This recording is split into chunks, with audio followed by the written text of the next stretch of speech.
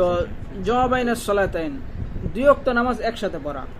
হাদিসের ভিতরে আসছে হযরত ইবনে আব্বাস রাদিয়াল্লাহু আনহু থেকে বর্ণিত, ক্বালা জামা রাসূলুল্লাহ সাল্লাল্লাহু আলাইহি ওয়াসাল্লাম বাইনা আয-যুহরি ওয়াল আসরি ওয়া বাইনা আল-মাগরিবি ওয়াল ইশাই বিল মাদিনা মিন গায়রি খাউফিন ওয়ালা মাতারিন। ক্বালা ফাকিলা লিবনে আব্বাস রাদিয়াল্লাহু আনহুমা মা আরাদা বিযালিকা, ক্বালা আরাদা আন লা তাহরাজা উম্মাতুহু ওয়া ফিল বাবি আন আবি হুরায়রা রাদিয়াল্লাহু আনহু।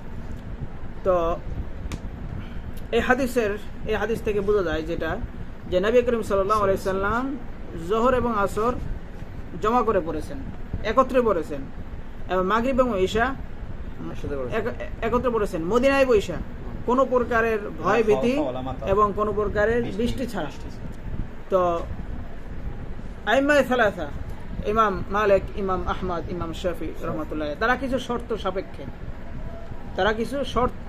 শর্ত সাপেক্ষে তারা জামউ বাইনাস সালাতাইন এর অনুমতি তারা দিয়েছেন, তারা কিছু শর্ত সাপেক্ষে। কিন্তু এই উক্ত হাদিসে কিন্তু কোনো প্রকারের শর্ত ছাড়া, শর্তহীন, মিন গায়রি খাউফিন ওয়ালা মাতারিন, তাদের শর্তের মধ্যে আছে যে মিন খাউফিন এবং মাতারিন, বৃষ্টি থাকলে, তারপরে ভয় ভীতি হলে, অসুস্থ হলে। তো তারা শর্ত সারাইত উল্লেখ করেছেন, কিন্তু এই হাদিসে দেখেন মিন গায়রি খাউফিন ওয়ালা মাতারিন, কোনো প্রকারের শর্ত নাই, শর্ত ছাড়াই নবী সাল্লাল্লাহু আলাইহি ওয়াসাল্লাম দুই ওয়াক্তের নামাজ একসাথে একত্রিত করিয়া পড়েছেন।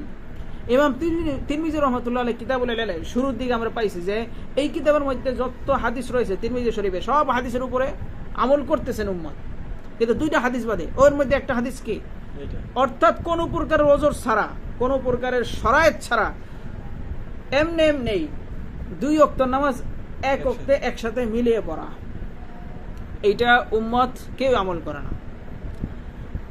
আর তবে হানাফিরা এর উপর আমল করে, ওজর ছাড়া দুই ওয়াক্ত নামাজ একসাথে, জোহর আসর মাগরিব ঈশা, তারা কি করে দুই ওয়াক্ত নামাজ একসাথে পড়া, এইটার আমল হানাফিরা করে।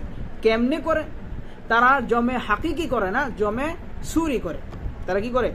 জমে সুরি করে, অর্থাৎ জোহরের শেষ ওক্তে জোহর, এরপরে আসরের প্রথম ওক্তে আসর,